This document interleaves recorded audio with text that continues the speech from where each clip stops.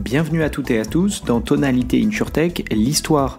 C'est l'occasion pour vous de retrouver dans un format dédié le parcours de certaines startups InsurTech détaillées ces derniers mois dans mon podcast InsurTech, souvent à l'occasion d'une acquisition. Et si vous ne le connaissez pas déjà, le podcast complet revient chaque mois sur l'innovation et la technologie au service de l'assurance. On y détaille les dernières levées de fonds et on décrypte une tendance majeure de la scène InsurTech. Pensez donc à vous abonner pour ne pas rater le prochain numéro. L'histoire qui va suivre a été publiée dans le podcast d'avril 2023. J'ai retracé le parcours de la startup ByMiles qui venait tout juste de se faire racheter par Direct Line Group. On y revenait sur son positionnement comme acteur emblématique de la scène InsurTech automobile en Angleterre, ses levées de fonds successives, et on s'interrogeait sur les raisons d'un tel rachat alors qu'elle illustrait un mouvement plus largement attendu de rapprochement startup grand groupe. Bonne écoute! Il y a quelques jours, l'assureur anglais Direct Line Group annonçait le rachat de la startup InsurTech ByMiles. Si le montant de la transaction n'a pas été dévoilé, c'est un mouvement assez attendu dans l'écosystème, le deal M&A, j'entends, pas spécifiquement cette startup, et c'est l'occasion pour nous de tirer quelques enseignements. Comme nous l'avions fait avec SimpleSurance, racheté par Allianz il y a quelques mois, vous pouvez d'ailleurs retrouver cette analyse dans le podcast d'octobre 2022, on retrace l'histoire de la startup ByMiles. Pour ceux d'entre vous qui ne seraient pas familiers avec cette InsurTech, elle fut créée en 2017 au sein du startup studio / incubateur InsurTech Gateway en Angleterre.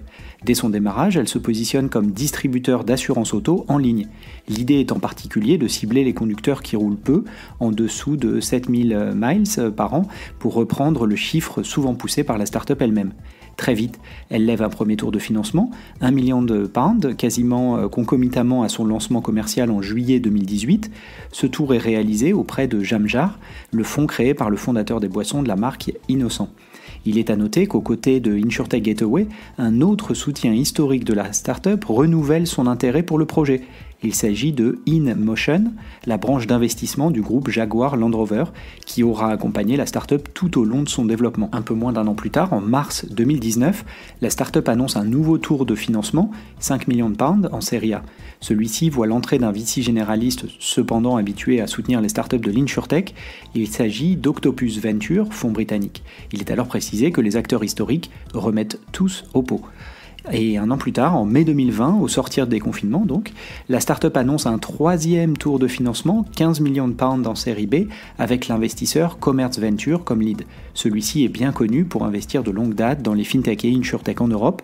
À noter d'ailleurs qu'à la même époque, il prenait une participation dans la startup ManyPets, qui s'appelait encore à l'époque Bought by Many. Vous aurez donc fait le calcul, cela faisait 3 ans que la startup n'avait pas levé de fonds.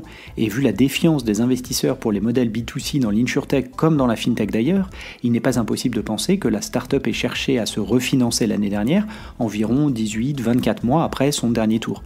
À moins qu'elle n'ait atteint la rentabilité entre-temps, ce qui est aussi une option. Dans tous les cas, ses effectifs avaient grossi continuellement au cours de son développement, jusqu'à atteindre 79 employés en avril 2022. À date, et toujours en s'appuyant sur les chiffres disponibles sur LinkedIn, ce sont 65 personnes qui travaillent pour la startup. Cela correspond donc à une réduction de 18% des effectifs. On n'est pas très loin du benchmark qu'on voit sur le marché d'environ 20% de réduction dans la plupart des startups.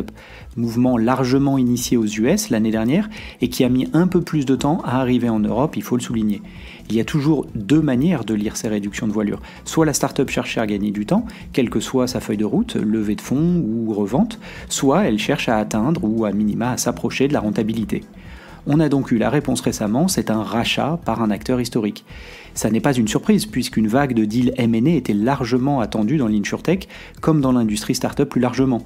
Aussi bien parce que l'investissement est en berne donc, mais aussi pour des raisons techniques. Certaines startups sont sur le marché depuis une petite dizaine d'années et les VC à bord doivent nécessairement réfléchir à la liquidité de leurs investissements. Bref, le deal est fait avec un acteur historique de l'assurance P&C en Angleterre, avec plus de 1,5 milliard de livres de primes en assurance motor.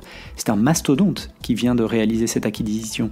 Notons aussi qu'il est historiquement un acteur de la vente directe d'assurance, comme son nom le laisse imaginer, et précurseur aussi de l'innovation autour de l'assurance auto, puisqu'il avait investi dès 2014 dans une start-up de télématique, The Flow, c'était son nom, Ce partenariat avait d'ailleurs été renforcé récemment, en 2021, quand les sociétés annoncées en mai de cette année-là lançaient une offre de télématique utilisant uniquement les données générées par les smartphones, supprimant la dépendance aux dongles habituellement utilisés dans ce type d'offre, avec tous les frottements que cela crée.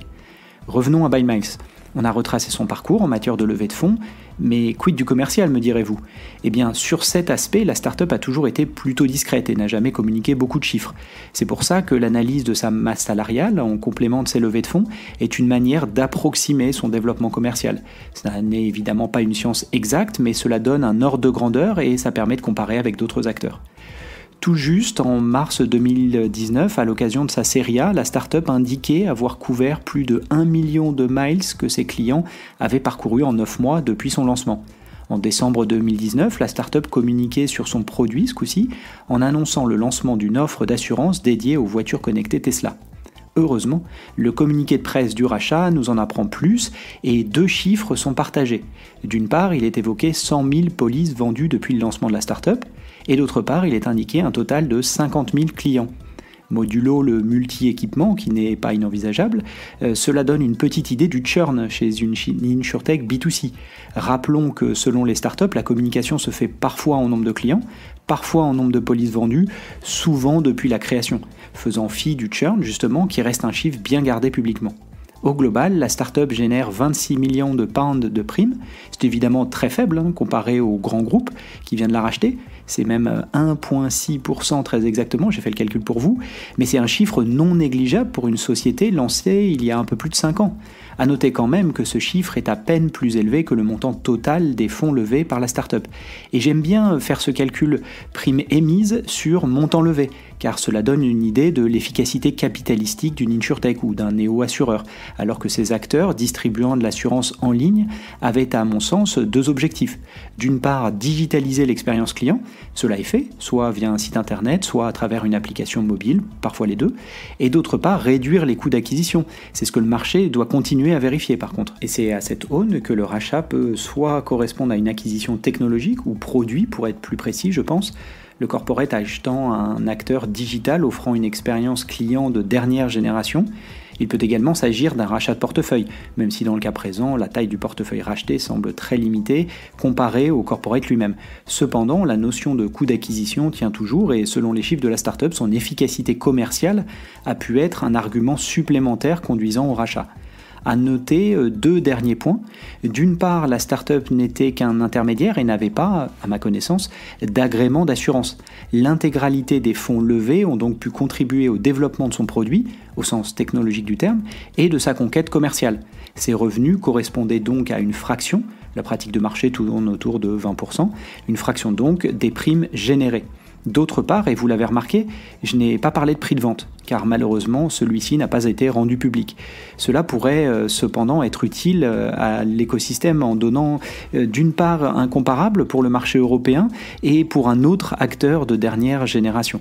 En effet, il existe bien des ordres de grandeur pour les distributeurs traditionnels, les courtiers au coin de la rue pour faire rapide.